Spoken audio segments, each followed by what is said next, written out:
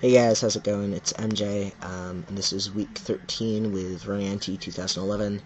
This week's video is all about testosterone, and I will preface this by saying two things. One,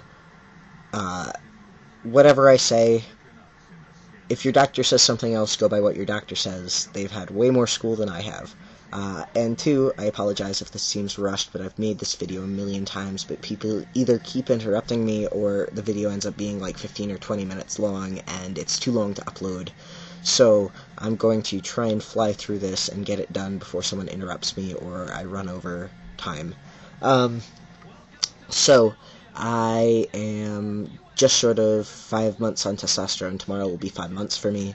I inject 180 milligrams of testosterone every 10 days. Prior to that, I was on 200 milligrams every 14 days. I use testosterone cypionate, which isn't really very different from testosterone enanthate. They're two different ester chains, which they're for all intents and purposes they're the same. People will tell you there's one works way stronger than the other, but there really is no definitive scientific study to back any of that up. Different ester chains have different release times. That's basically what the differences are. The ester chain allows you to suspend it in oil, which is what the testosterone is suspended in when you inject it. It is important to inject in the muscle, not subcutaneously. There are a large number of people who do inject subcutaneously, and a lot of them don't have issues, but you are at risk for developing calcified chunks of tissue in your adipose tissue, your fat tissue, because it's really irritating to the tissue, and, well, yes, you may potentially develop scarring in the muscle. It's better to have scarring in the muscle than it is to have chunks of calcified tissue, because they have to surgically remove those. Take it as you will. Other types, and there are also blends of ester chains, although we don't really have any available in the US. In the UK and stuff, a lot of them use sustanon, which is a blend of 4 different ester chains. Some are longer release, some are shorter release, so it allows you to do a shot less often, but keep your levels relatively steady. I think they do them typically every 6 weeks or so, but I don't really know for sure, because I don't take it. We don't have it in the US because our pharmaceutical companies suck, and the FDA kisses their ass and protects them and won't let us import sustanon because they don't have anything that can compete, is basically what it comes down to, regardless of what they say. It's all politics. Other types of testosterone are creams and pills and pellets. Creams are gels absorbed through the skin. You typically apply those every day. And they are, you don't have to do a shot, which is great for some people, but they're typically more expensive. Some people also have trouble getting their levels up as high as they want them to be with the creams. Not everyone, though. Pills are much less common because oral testosterone tends to be much harder on the liver than injectable or transdermal or pellets. Because when you take something by mouth, it absorbs through the small intestines, which then all that gets dumped directly into the hepatic portal vein, goes to your liver, rather than circulating through your body first. Some people say andriol bypasses the liver. I don't really see how it does that. It may be less toxic to the liver, but there'd have to be some weird biology going on there. Pellets, people typically have multiple pellets injected into the glute, and those slowly release over a period of months, so they keep your levels nice and steady. Again, I've heard some people have trouble keeping their levels up high enough with the pellets. You also can't inject those yourself. They do those in a doctor's office, although I think they do sustanon in the doctor's office as well.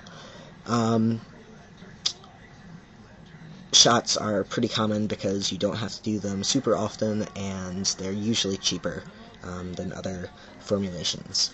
An important thing, regardless of what type of testosterone you are on, is have this supervised by a doctor, because really there are things that the layman is not, even an intelligent layman is not qualified to supervise themselves. It's also important to have your blood levels monitored because There's some things you really just don't know what's going on with until you get the blood work done. So things they check for in the blood work are what your testosterone levels are. Typically, they just shoot to be within, the typical male range for testosterone, which I think is something like 400 to 900 milligrams or nanograms per deciliter.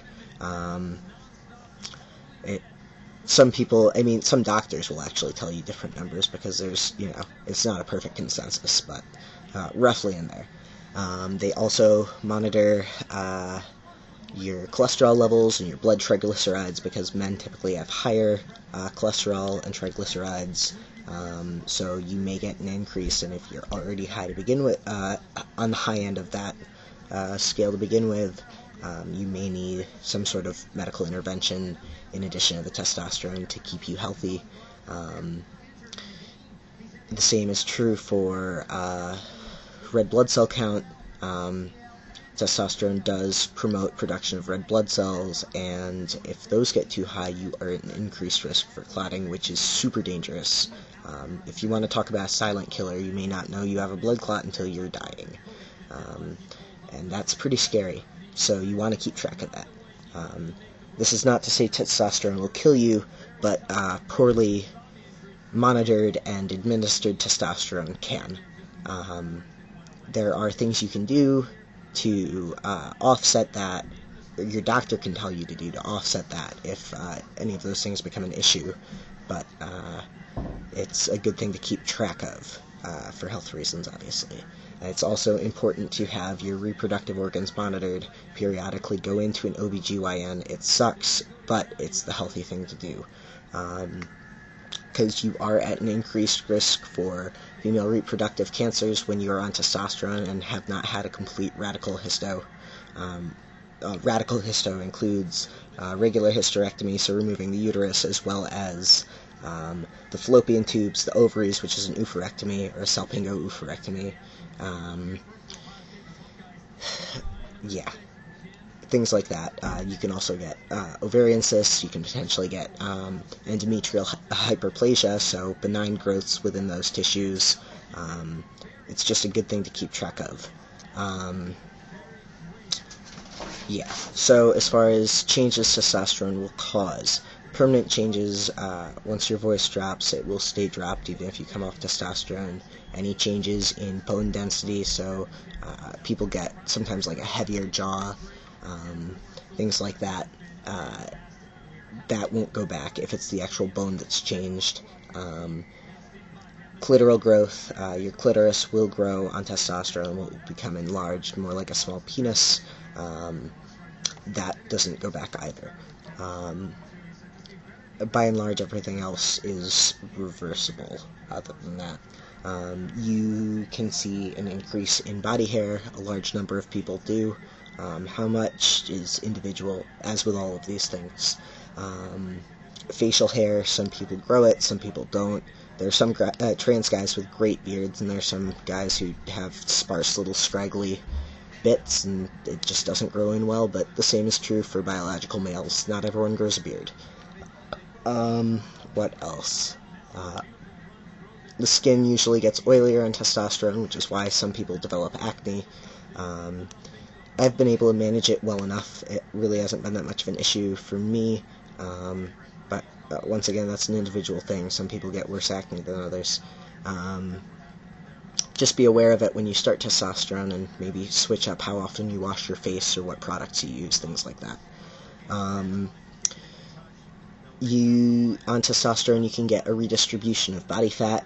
Females tend to have more fat in their hips and butt and thighs and breasts and things like that.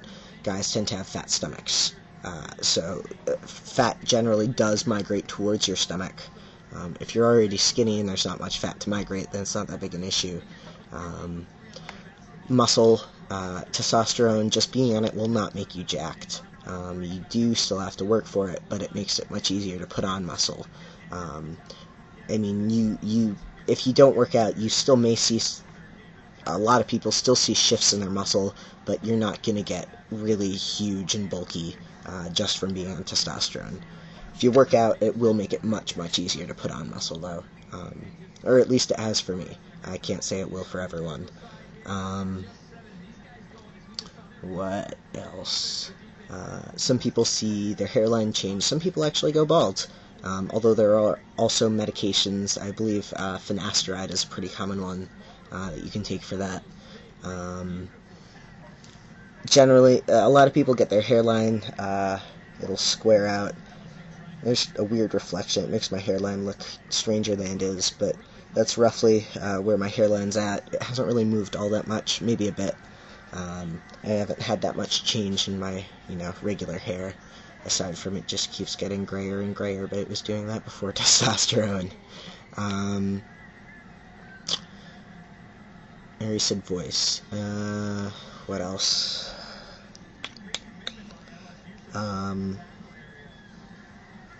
In terms of mood, a lot of people think testosterone's going to give you roid rage. That's really pretty untrue.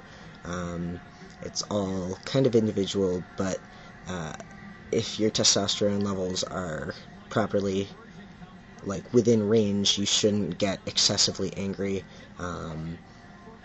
any more than any biological male does.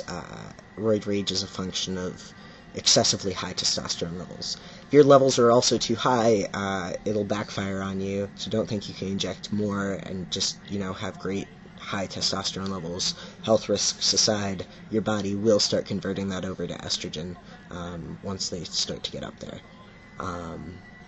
This is true for biological males too, which is why a lot of people who are on steroids get smaller testicles and start to develop breasts. In terms of men who are on steroids, it's because they have too much testosterone and are not on estrogen blockers, so they're getting a bunch of estrogen in their system. What else? I was on mood. I've actually found that testosterone's made me a lot more mellow, a lot more of an even keel. I feel like I was kind of a whack job with all the estrogen in my system. I was moody and all over the place, and it's not that I don't have emotions, because some people put it like that, and I don't feel like that's the case for me at all. They're just a little more tempered, a little more even, I'm not all over the place, which is really nice, I can just kind of let things go more than I used to be able to. I can't think of anything else off the top of my head. If I can think of anything else, I will put it in the sidebar, or maybe it'll be down on the bottom, not on the side. But feel free to hit me up on my personal channel. I mean, you can hit me up on this channel, but I don't check it that often, so there's a good chance I won't see your message for a while, if at all. If you have any questions, though, feel free to contact me, and I am going to cut this video off before I run over again, and I will catch you guys next week. Peace.